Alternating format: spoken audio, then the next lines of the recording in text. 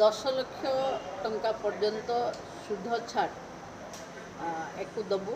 एवं से सुधटा सीधा सीधा महिला अकाउंट को मिशन शक्ति विभाग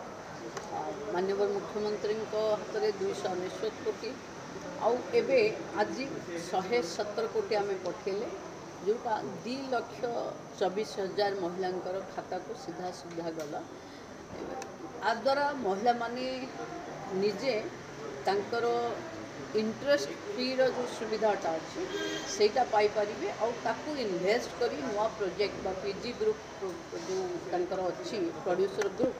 से इन्वेस्टमेंट कले लक्षपति दीदी बढ़िबारे ये सहायक हो 700 कोटी पर्यंत आम पाखे अच्छी जो मैंने इंटरेस्ट नहीं बैंक रो रिपोर्ट आसवा बैंक अधिकारी माने भी थिले पाखापाखि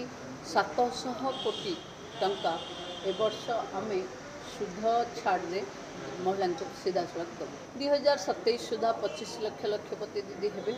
एबे सुधा आम 17 लाख लक्षपति दीदी कर सारे तेणु आम भावुँ बहुत जल्दी आम से टार्गेट अचीव करनबु एवं महालक्षपति दीदीर टार्गेट केंद्र सरकार एपर्यंत आमको